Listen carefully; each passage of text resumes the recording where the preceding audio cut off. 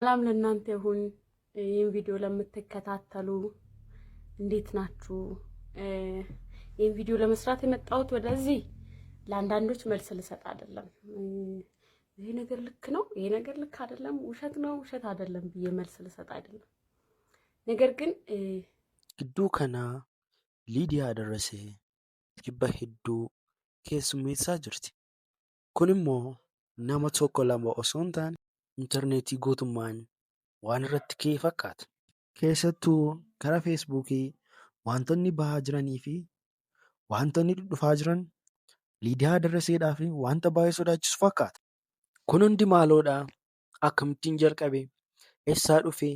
Wanti kun eessaa ka'e? Kan jettan hunda keessaniif viidiyoon kun deebiidha.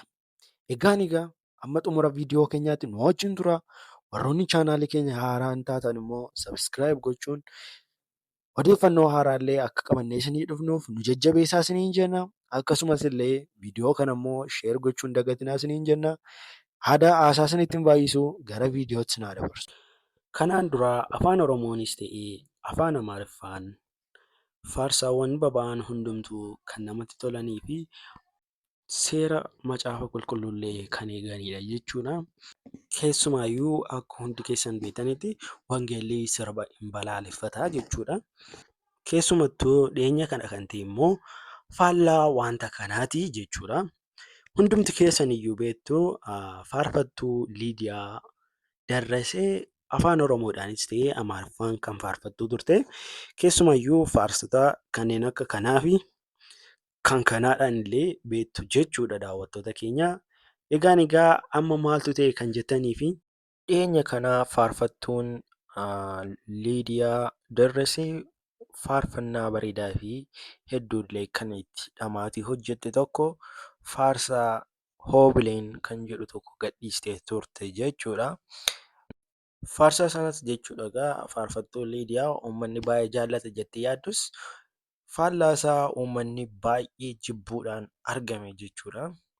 Sababa uummanni baay'ee jibbeef immoo maali yoo jettan akka namoonni baay'een karaa feesbuukii fi karaa tiiktaakii bahuudhaan dudubbachaa jiranitti kun sirba malee faarsaa miti jechuun akkasumas waa'ee kan faarsaa fi waa'ee waaqayyoo kan ilaallatu tokkollee kan keessaa hin qabnee fi kun persentii 100 akka sirba ta'ee kun faarsaa miti jedhanii hundumtuu karaa feesbuukii fi tiiktaakiidhaanii odeeffannoo oduu ijoo godhachuun waa'ee faarsaa kanaarratti kaka'anii jiru jechuudha.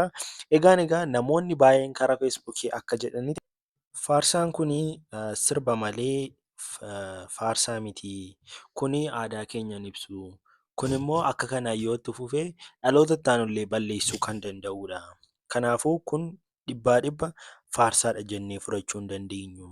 Kanaan dura akka yeroo kaan faarsaa yeroo bahu luboonni waldaa irratti ilaalanii kan dabarsanidha. Amma garuu wanti kun abbaan barbaadallee akkuma barbaade kan godhudha jechaa jiru jechuudha. Keessumaayyuu karaa tiiktaakis dhufanii akka yaada dabarfatanitti. Faarfannaa Liidiyaa Darrasee kalee gadhiifame irratti namoonni qeeqaa fi yaada garaagaraa kennaa turaniiru. Anillee karaa feesbuukii buusuutiin ture namoonni baay'een arrabsoodha kan isaan fayyadamaa turanii. Isa jalqabaa faarfattuu Liiduu Darrasee Waaqayyoo bara kee haa eebbisu. Jechoota faarfannaa keetii baay'ee jaalladheera.